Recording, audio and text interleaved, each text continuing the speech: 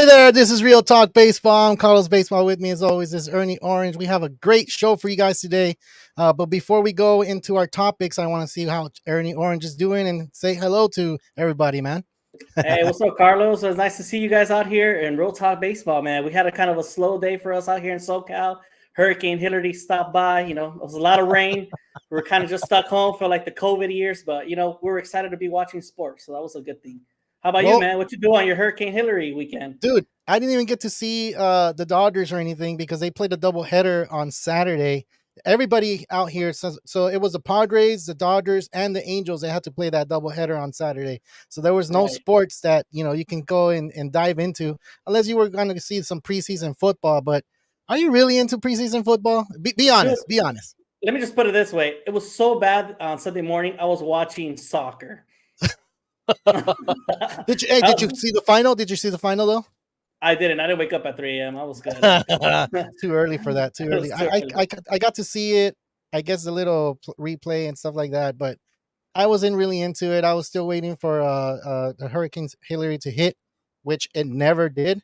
And it's one of those things where I was like, "What's going on with Hey, this thing?" So we did get an earthquake though. This shook SoCal a little bit. So yeah, let's Tony, see. what's up, man? That's the jam. Of course, it's the jam. And once you hear it, you know the show's coming back on, dude. What's up, Tony?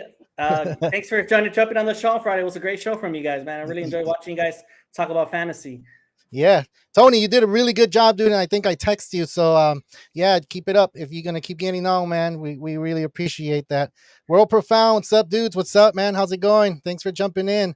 What else you had? You fools need the rain? Yeah, no, of course we do. We need the rain out here in California, but not in the summer, dude. We're not used to it in the summer. That's one of the things that we're kind of like, what the hell? In August, we've seen it in June, but we've never seen it in August. So it's Yeah. one of those things where it's like, what the hell's going on out here? Well, whatever it is. Tony's laughing out there. World Profound. Let's see what else. Soccer is lit. It is. It's fun. Especially when the World Cup is on. We get to see it at work, right, Ernie? Yep. The spring. So yeah, let's see. We have one more, Tony. Fantasy is where is it? Man, come on. You just talk about fantasy because you're a champ at it. So but yeah. All right, let's get into it, man. We got the topics. We're gonna talk about the NL weekend recap. Julio Rodríguez and the Mariners. We're going to talk about Pete Alonso. If you guys haven't seen the video where he threw the ball out there, we'll talk about it and give your opinion on that.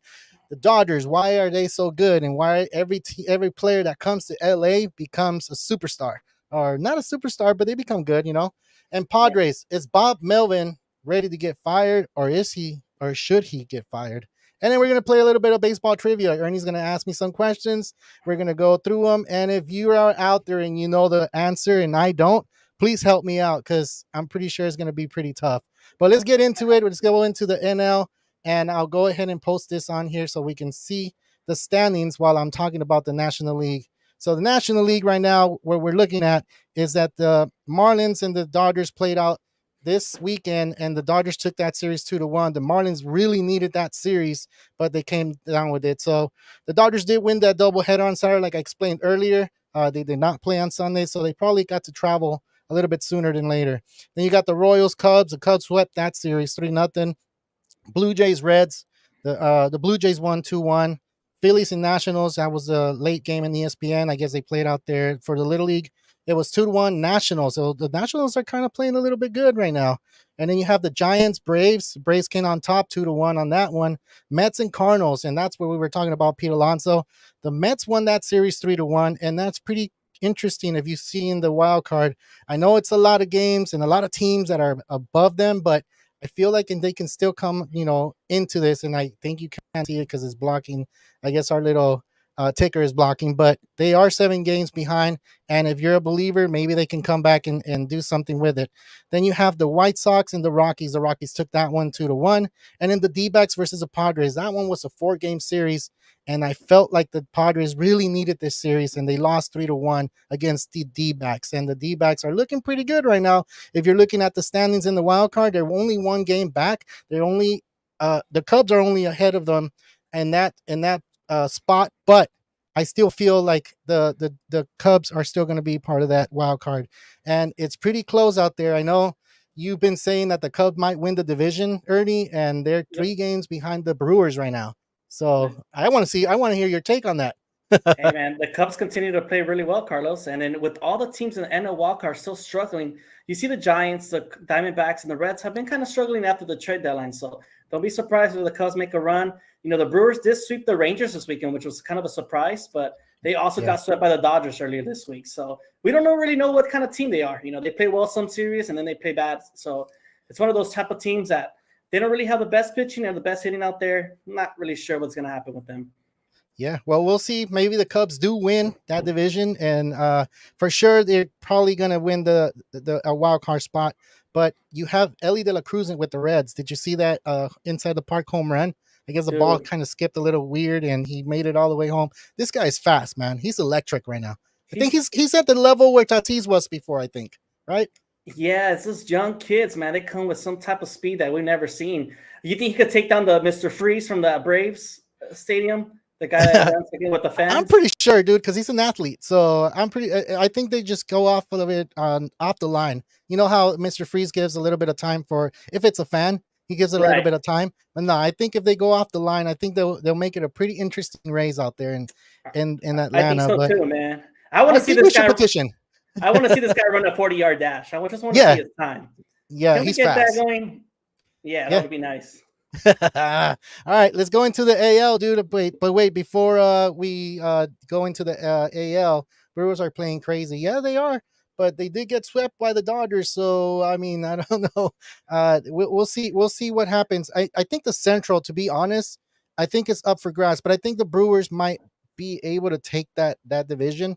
That's why I keep saying that the Cubs are going to win that wild card spot. And I know Ernie, you said that they're going to win the division. So we'll see what happens at the end of the season. And of course, we're going to be on here talking about it because we love talking Right. about baseball whenever we have a chance to do it. All right, let's go ahead and put the American League standings out here and go give us a recap.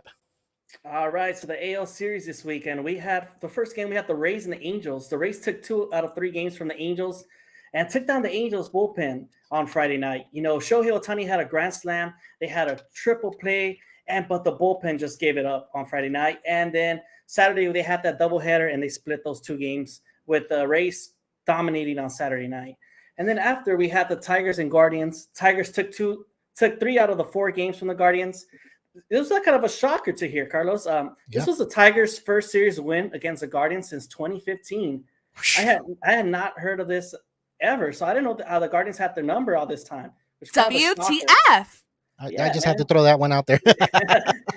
Yeah, man. WTF? What is that about, Tiger fans? We need to get it together. The next series was the Red Sox Yankees. As you guys know, the Red Sox swept the Yankees over the weekend. Yankees fall 1-8 this season against their rival Red Sox, and they catch themselves in an 8-game losing streak. So something has to change in the Yankees organization. Somebody's getting fired out there because there has to be some changes for next year. Yep. And as we previously mentioned, the Brewers went ahead and swept the Rangers over the weekend. Their bullpen was just lights out this weekend. It was able to make a strong statement against a strong offense Rangers team, man. It was kind of a shocker to me. Now the Rangers now lead the division with the Mariners behind 3 games. And now they will finish the season with 7 of the last games against the Mariners. So this AOS is up for the grabs, man. We're going to see how this plays out. And this other series, we have the Pirates and Twins. Twins took 2 out of the 3 games against the Pirates with strong performances from Pablo Lopez and Dallas Keuchel. I was like, damn, Dallas Keuchel's still balling out there. It felt like I hadn't heard his name in a while. And then some other series we had here was the Orioles and A's.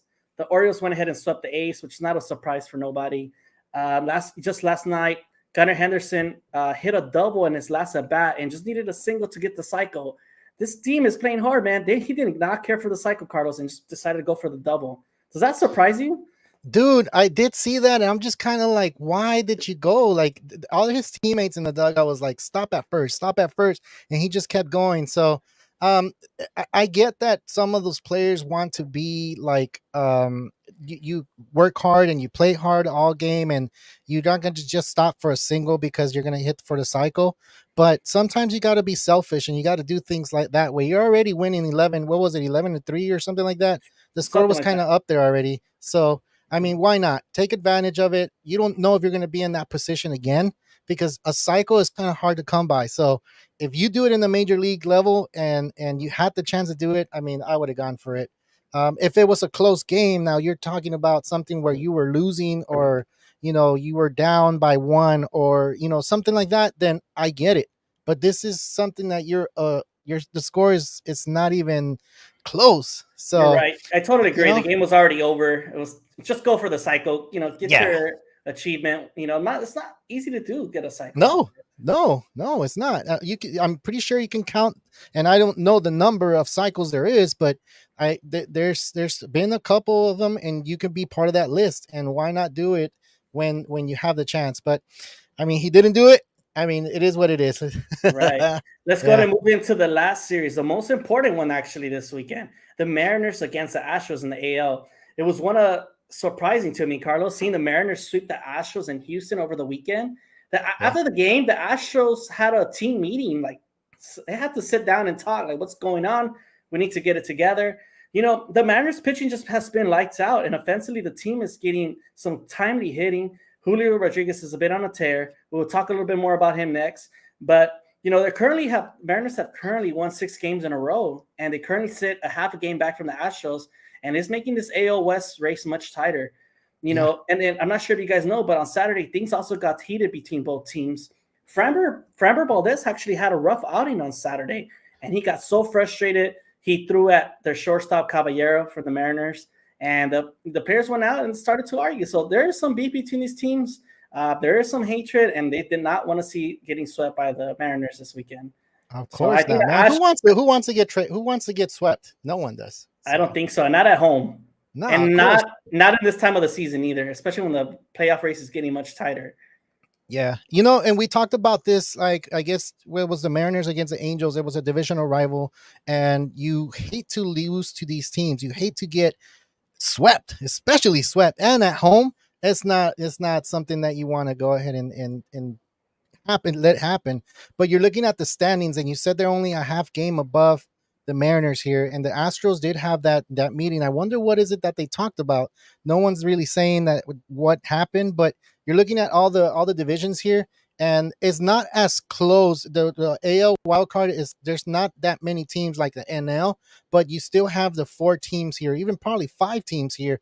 You have the Red Sox, Toronto, you have Seattle, Houston, and Tampa Bay. So everybody there is fighting for that spot. Will and Tony talk about the Tampa Bay Rays and what's going on out there with all these players and stuff like that. So we don't know if they're going to continue to play really good ball like they've been doing, but distractions can do that for that team.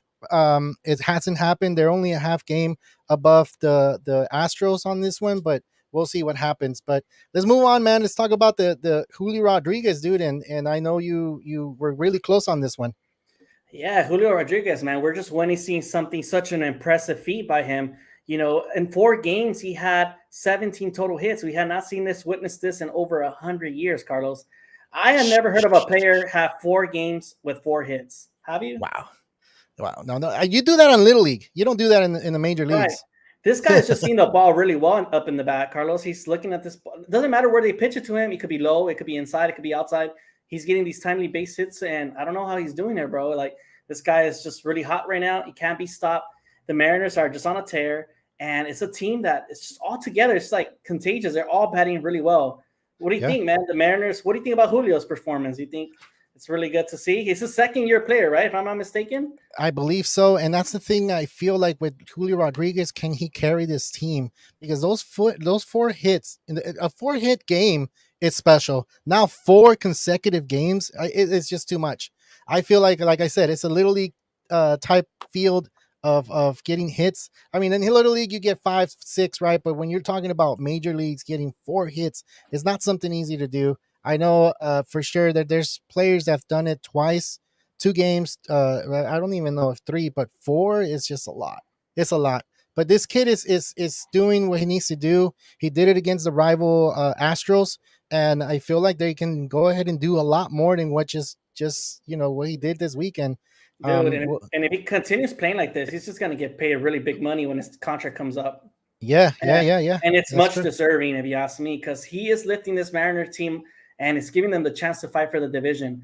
And have you talked in the trade deadline, Carlos? This team, didn't even trade for not a single player. They only traded their closer away, and at that point, you were asking yourself, are they just sellers? Because they were paid $500 a ball. They sold out their closer to the Seagull, to the Diamondbacks, and you were thinking, well, what are they doing? They're not going to do anything. And look, this team is 24-11 out of their 35 games, and they're making a push for the playoffs, and without ever making a single trade. While these other teams like the Angels, Red Sox, and Yankees, they're making trades to make their teams better, and they're falling off the map. So yeah. crazy. And you know what?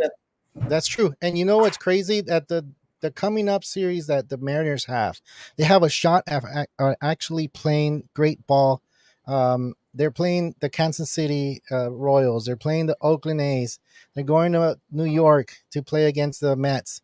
You're looking at these teams. This stretch here, the Mariners can probably take over that second place spot in the West.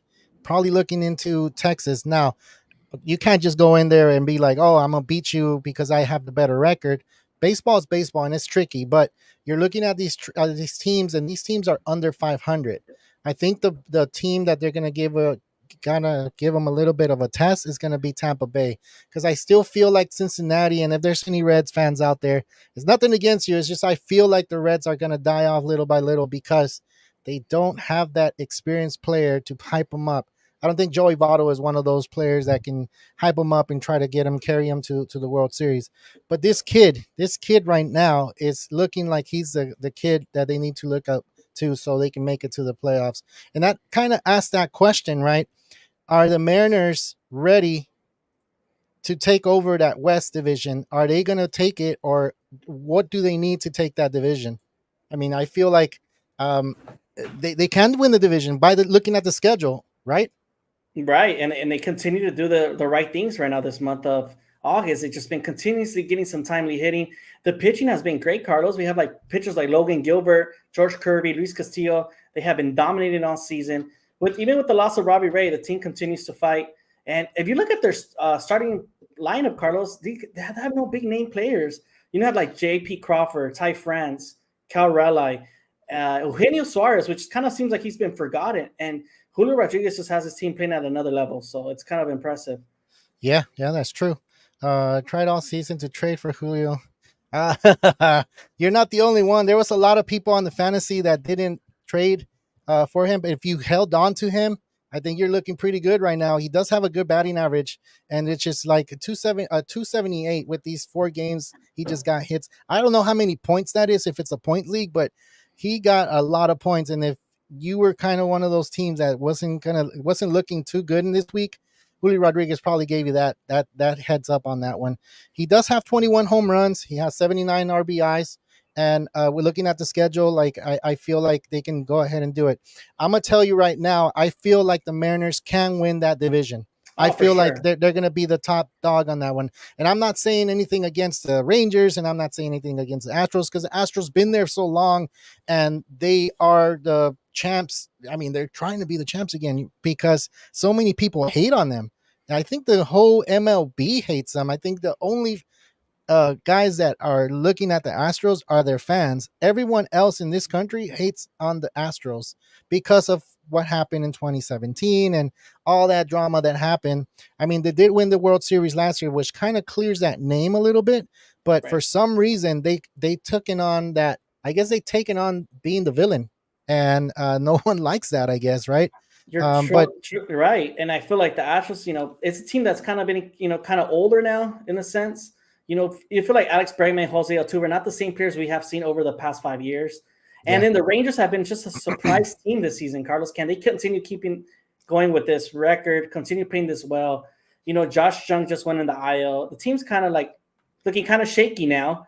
And you got this hot Mariner team coming in right at the right time. And as we talk in baseball, it only matters who's coming hot at these 2 last months of baseball.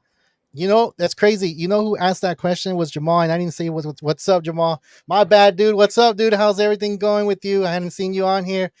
Big what's up, and thanks for joining the show. But hey, let me give you a stat line on this one. The people are saying, or not the people, but I guess Vegas is saying that the division winner for the West is going to be the Astros at 88%, and then the Rangers, which they are in first place, 56%. So Okay. that kind of drops a little bit. And then you're looking at the Mariners, 29.9%. So they're not seeing the Mariners like a baseball fan should be looking at him. But I feel like the Mariners, if you're going to take that bet and the way the Mariners are playing and they're heading into September playing this way, I think I will bet on the Mariners to win the division. And if you're a betting man, maybe you can go ahead and do that.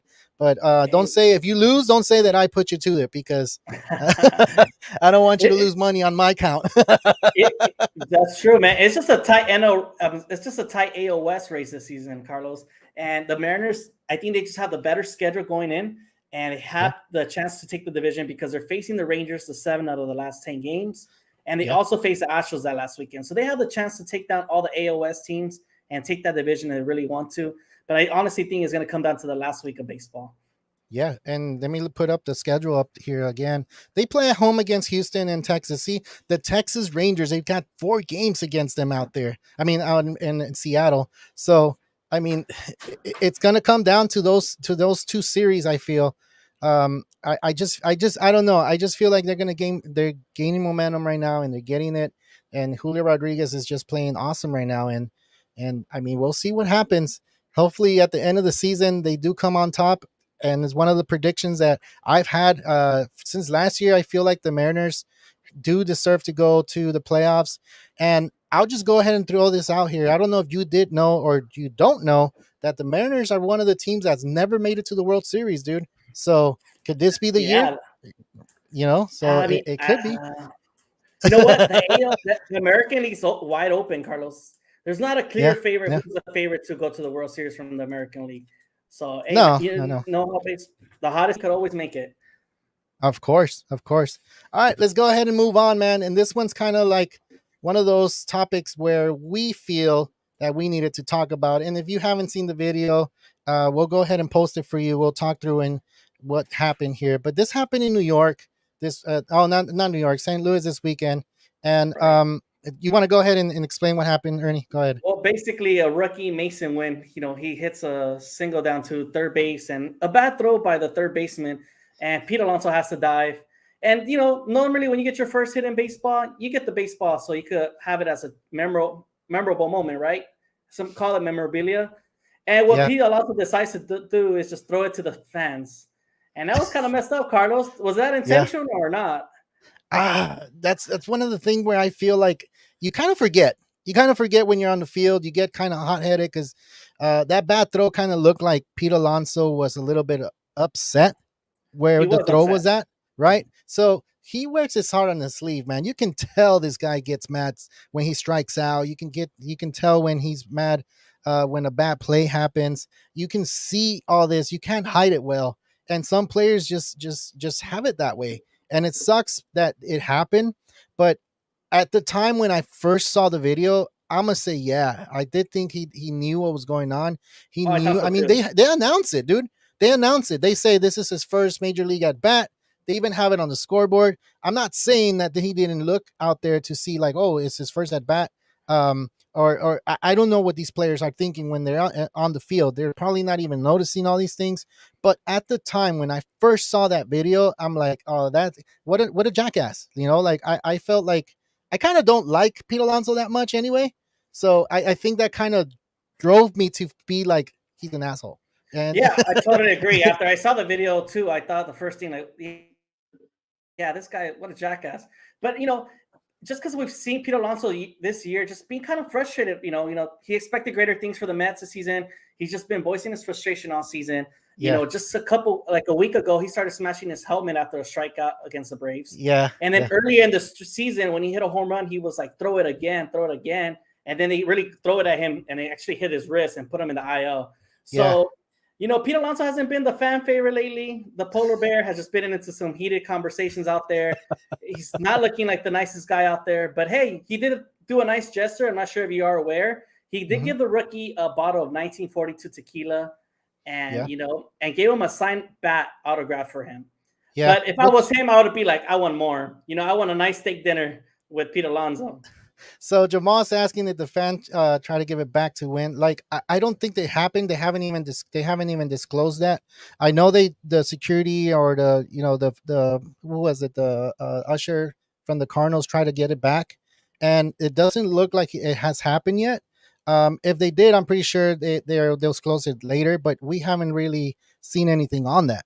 And as a fan, I get to see a lot of these things where the fan wants a bat or wants a glove or whatever it is. In return. I as a fan, if I get a ball, like I think I will give it back without anything. I know they'll give me something because that's how MLB has done it before.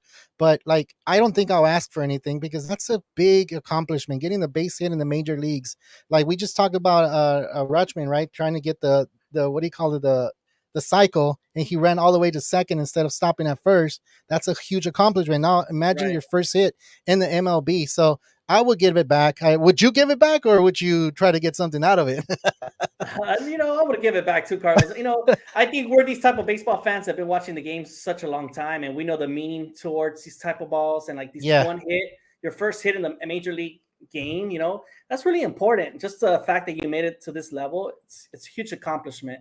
So of I think I course. would give it back. But if you're like a casual fan that doesn't really know and just got a ball and like, hey, it's mine, and then another fan next to him is going to tell them, hey, well, you can ask for something for it. They probably Yeah. would.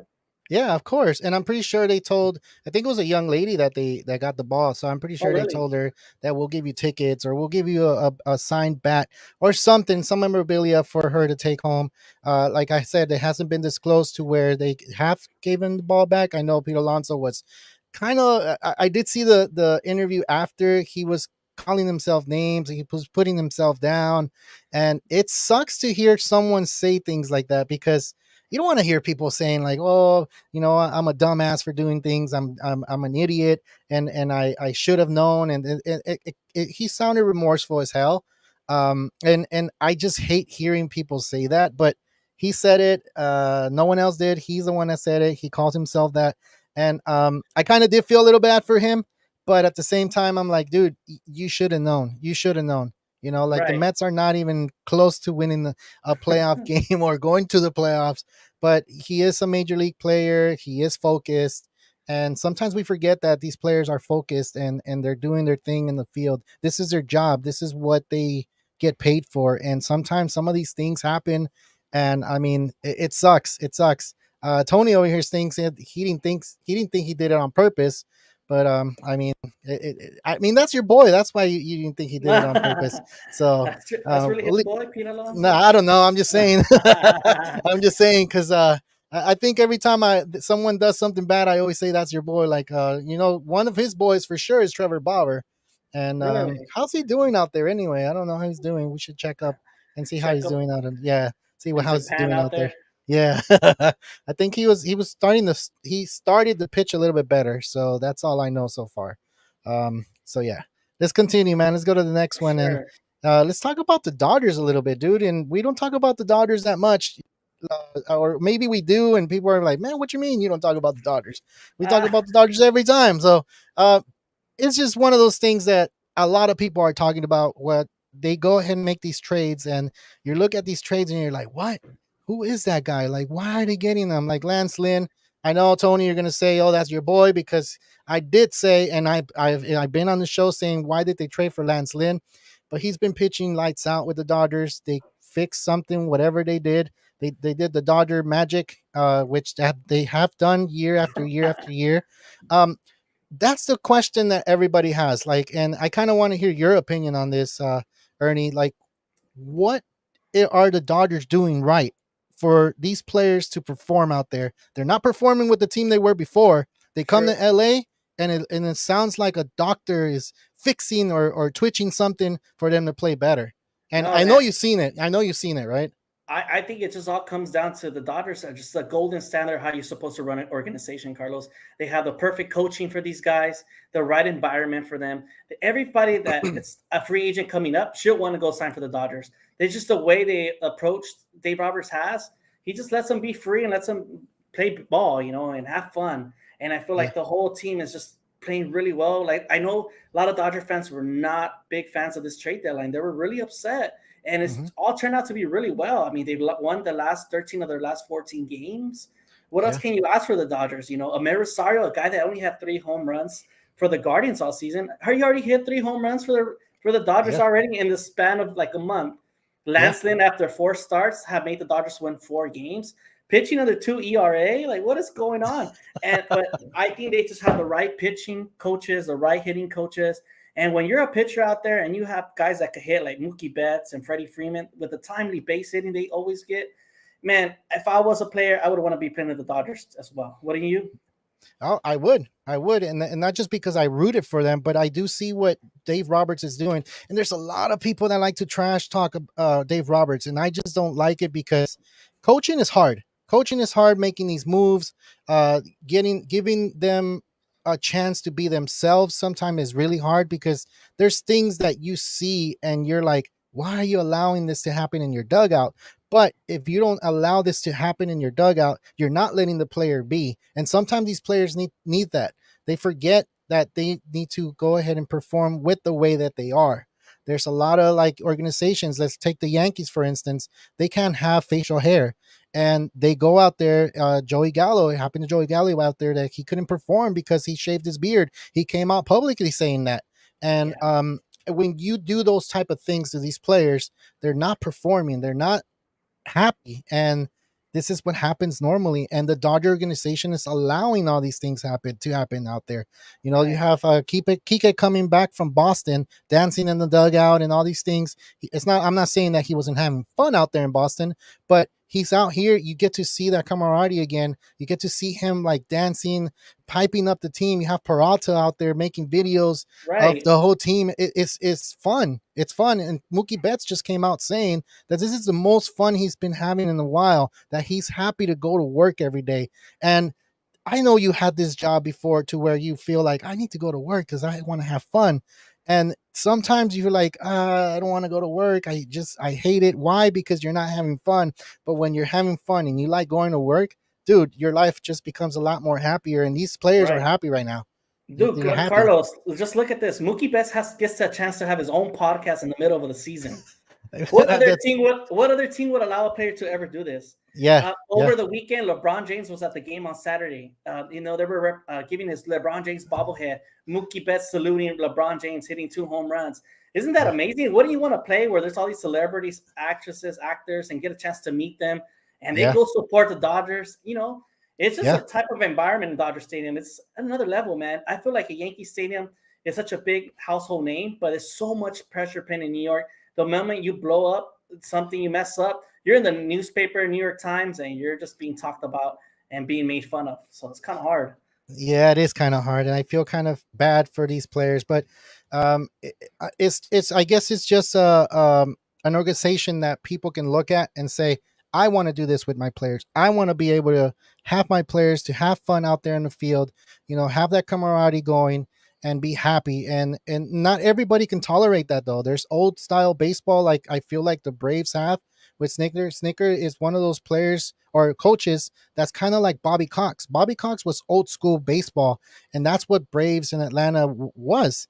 And I see that in the Atlanta Braves clubhouse now, that they went back to that. And that's why they're winning so much. I feel like the Braves are going to be really good until like whenever everybody retires.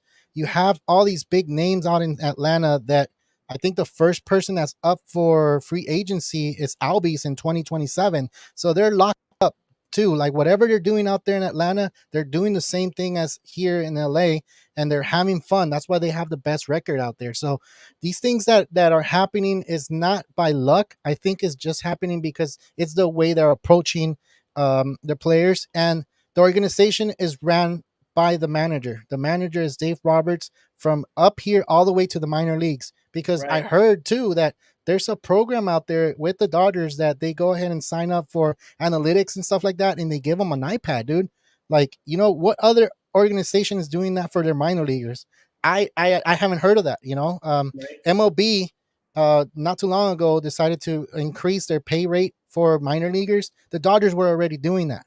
So these are standards that are set by the team, by managers, by general managers, by the owners, and they're doing it the right way. They're feeding their players out in the minor leagues. They're doing everything they can. So, there's a lot of people that are jealous of that, of the franchise, because so many people hate on the Dodgers because this is happening.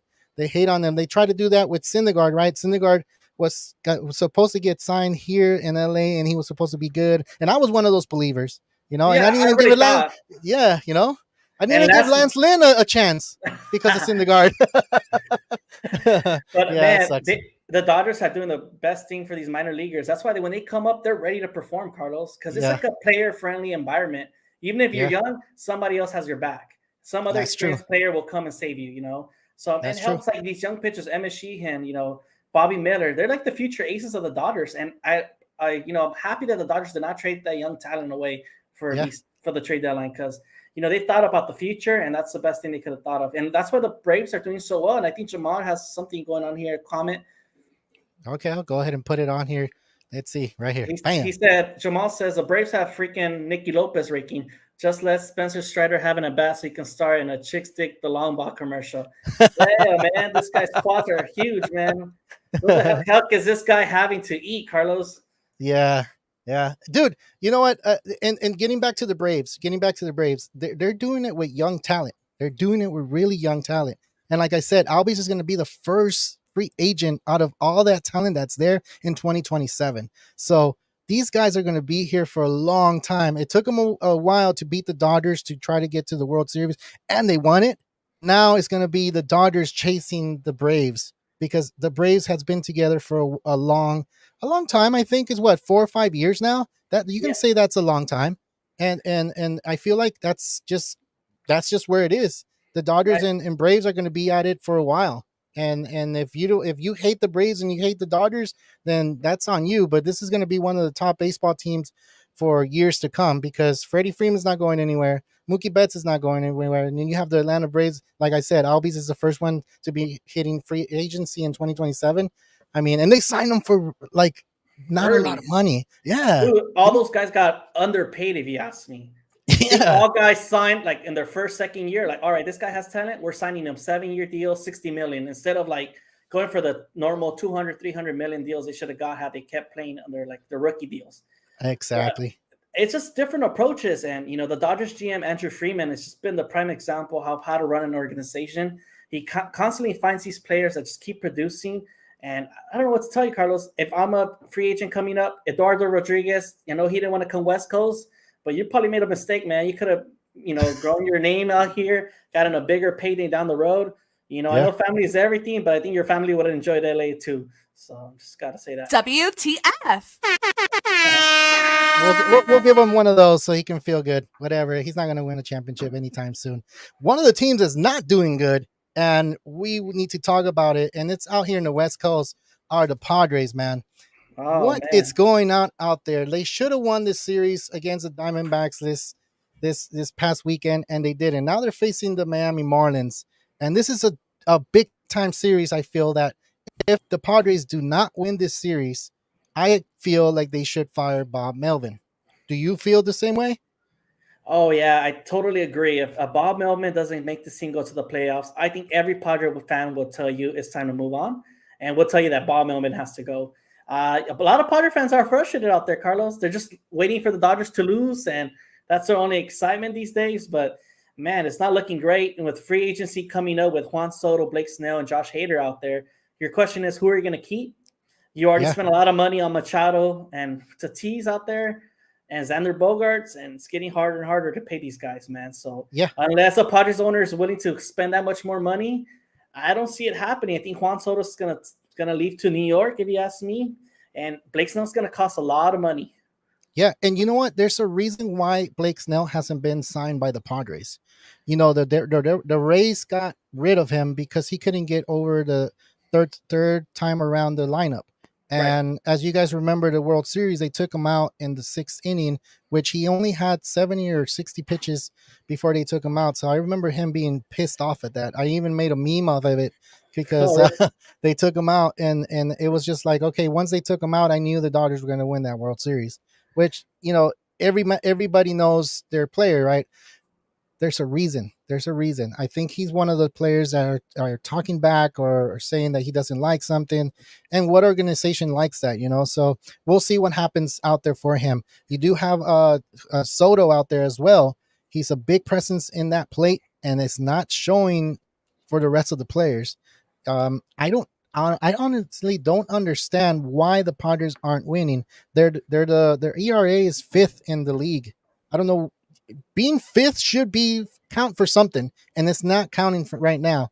Then you're looking at the extra innings for the Padres. They're 0-10 right now. They haven't won an extra inning game. That's Dude, bad. I don't Whose understand. fault is that? Whose fault is that? I mean, It's right? a little bit of both of the players and the coaching. You got to play. The players are not performing right. Tatis suspension. There's something in that clubhouse that's not looking so well. There's some beef in there that we just don't know yet. I've been mentioning it all year. I think there's just some type of hatred to one another. Too much ego out there. And Blake Snell is a really great pitcher. I know his analytics are not that great after his third time out.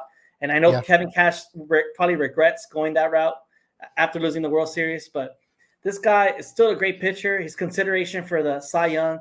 I just can't believe the Padres are not winning. If you compare their lineups compared to the Mariners, Carlos, you would ask yourself that the Padres would be in the Mariners situation and then the Mariners would be in the Padres situation. Yeah, I agree, and that's the thing that I feel kind of like. I picked the Padres to win the division. I picked the Padres to pick it up in the second half. I picked the Padres still to like try to make something of it, and it just hasn't happened. And like I said, 0-10 in extra innings, and you're looking at another stat: 6-23 in 1-run game. Like, so if there's a 1-run game, there's 6-23, dude. That's not a stat that you should be good. You should be looking at and say, oh, the Padres are still good. You're looking at the Padres making the playoffs at 12.5%. That's a lot lower than when the season started. When the season started, everybody's hopes and dreams were up there. We're going to win the World Series. We beat the Dodgers last year. Who's your daddy? Like, all this stuff happened and it's not showing on the field. So it's kind of like frustrating for Padre fans to not say, why are they not letting go of this man? They have to blame it on someone. The coach, the manager needs to put players on the field. I get that, and the players need to perform. But if the players are not performing and the coach is not doing anything about it, then the coach needs to go, because the coach is the front man of everybody. It's like the lead singer of the band. If he's not singing right, the band sucks, right? So that's what it is, dude. That's what it is. And this weekend, Juan Soto had the chance to hit a grand slam, and it was so close. The Padre fans were up there cheering up like they had just won the game, and it was just like your regular fly ball. And you could just see the frustration in the dugout. Everybody was mad. They just were not happy, and even Juan Soto just thought he had it out, and it didn't go out. It's just one of those bad luck. Bad luck. They got cursed or something, man. Something's happening in San Diego. Don't ever go for San Diego again, Carlos. That's your lesson. Oh, man. I know, right?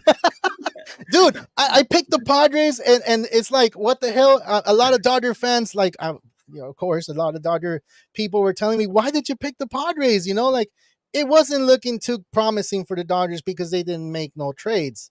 And that's how I felt. And that was the beginning of the season. I felt like, oh, man, they let go of Trey Turner. They let go of Justin Turner. They let go of Cody Bellinger. So you're looking at your old squad leaving, and you have this new squad now. And it's like, what's going to happen? But look, they're in first place. They're 10 games above the Giants. And you're looking at the Padres not doing so well. So Jamal saying that they had mixed feelings or mixed thoughts about not making the playoffs. I honestly feel that there's something deeper than what we're seeing on TV. They're not letting anybody see. I think it was after the Dodgers won the series against them out in Petco. They had a closed door meeting, and no one ever said what happened with that. So it's just, you see that they're going to try to win. I know they beat the Orioles. They won 2 out of 3, right? Right. And that was surprising. I thought that was like, okay, here comes the Padres. But then they lose 3 out of 4 to the Diamondbacks. And I mean, we'll see what happens. But something tells me that if they don't win this series, I got a feeling that Bob Melvin's not going to be there. And they're going to start dismantling the team. Because and not dismantling the team, is just they're not going to go ahead and sign these players because this performance wasn't good. But we'll see what happens. If you have anything to say about the Padres, now's your chance to say it. And defend your Padres out there. No, they're not my Padres. I just look, dude. It's just the roster that you see, is it on paper. And we've always said this. It doesn't matter like how tall, how big, how much money you win, how much money they're not making. and this team on paper is scary to look at. It's really scary to look at, and you wouldn't think that this team would not be making the playoffs as of right now, because there's still a lot of baseball to play. There's a month and a half to go, but it's just too many teams to climb to try to win that wild card spot. The division, I don't know. And let me go ahead and put that standings again so I people just can see it. I see it really hard with the standings in the NL wild card. You have 3 teams tied with the same record. That's just too many teams to climb, Carlos. One of those 3 teams are just going to get hot and take that last spot. I feel like the Cubs will take the second spot or win the division, and it's going Yeah. to come down to the Giants or the Reds or the Marlins. One of those teams are going to win that last spot.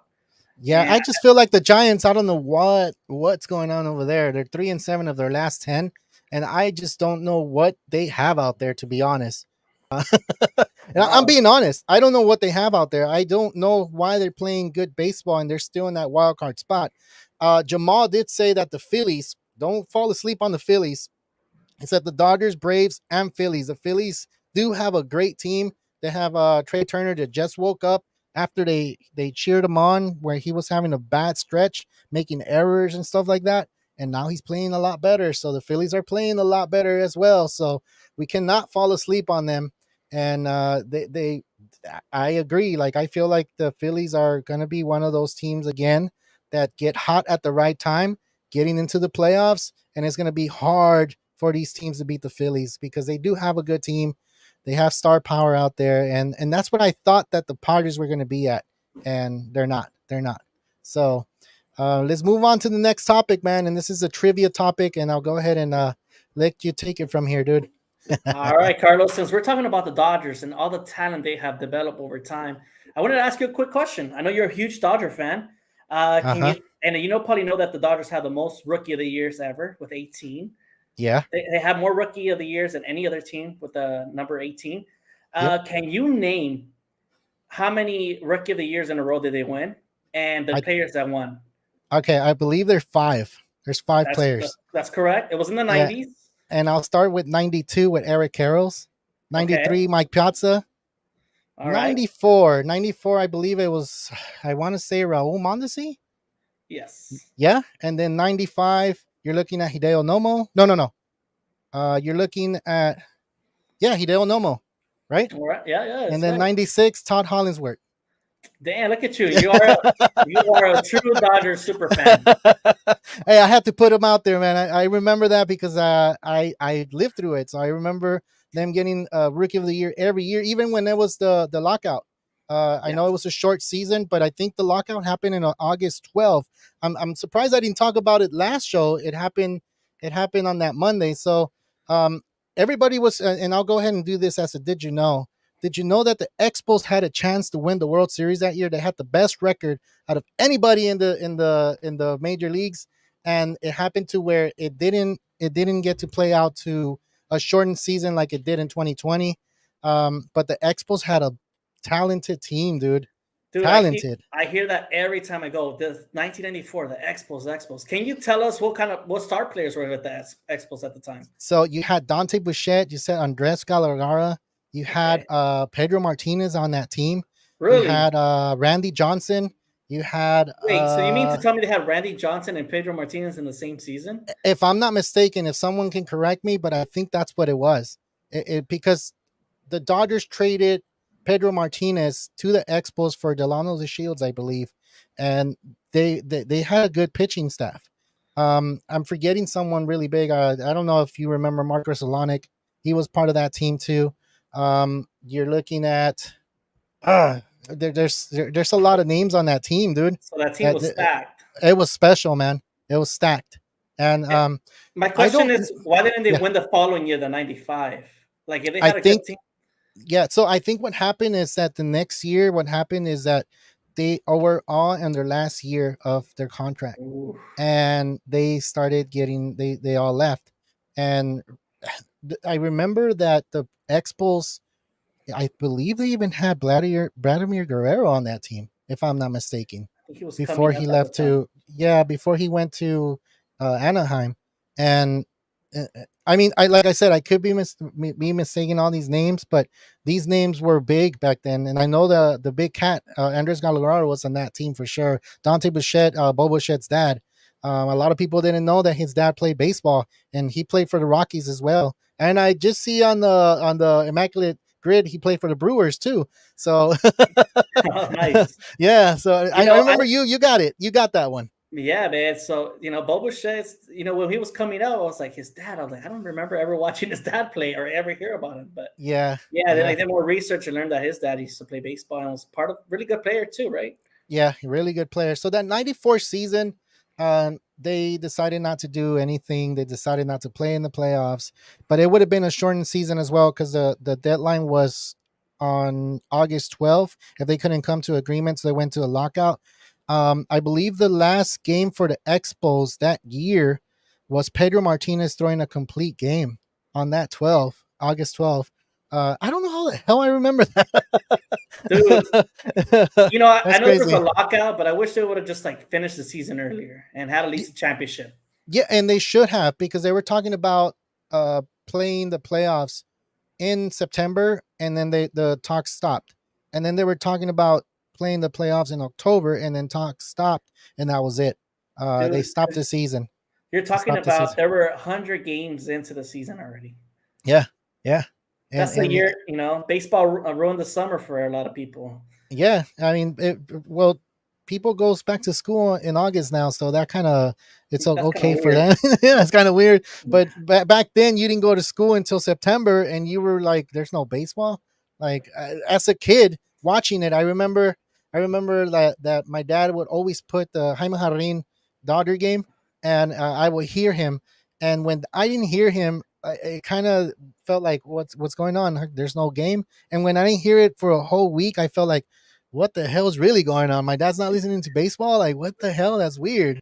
So all these little things Damn. happened in that year where I kind of felt like what happened, and you always saw the Braves in the playoffs. You didn't get to see that in October. You didn't get to see the Yankees in October that year. So it was a funny, strange summer, but we did have the World Cup, so that kind of kept us up. So soccer, yeah, it was lit that year. It happened here in the United States. We got to see it from I think the first game was at 3, 6. No, it was a little bit early. 1, 4, and 7. So you got to see all the Nice. games. Yeah, which was pretty cool. But yeah, man, that's the did you know, and I did get the rookies right, I guess. That's all. So Right. Good. next I'm week. impressed. Next week let's quiz you on angels, something angels. I'll bring something up. All right, for So sure. yeah, we are at minute 53. We have a little bit of time to go, but if you're out there and you haven't done so, go ahead and hit that subscribe button, hit that like button. If there's something that we can improve on this show, I wouldn't mind hearing it from you guys because you guys are the ones that are watching.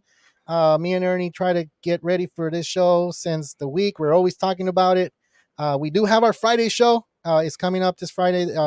We already sent me the post, so it's going to be a pretty interesting one, I guess. And if you're a fantasy owner, you really need to listen to that show on Friday. It comes on at 5. You have Will and Chavi getting on, and I believe Tony Snap will be on that show if I am not mistaken. So we'll go from there. Yeah, Ernie, Tony, go ahead. tell him get in the show, man. You got all the fantasy, you got all the information we need, man. Stuff on the show more often. But yeah, man, I had a great time being on the show with you guys. Thanks for tuning in, and just make sure to hit that like and subscribe. We really appreciate it. We're trying to get to 500. Our number is approaching closer and closer, and we are planning a giveaway. So the more we grow this channel, the more content we get to provide, and the more stuff we can keep posting for you guys. Yep. Yes, sir. All right, man. That was the last thing we have. We'll finish the show a little bit early. I'm Carlos Baseball. This is Ernie Orange. Real Talk Baseball. Signing out.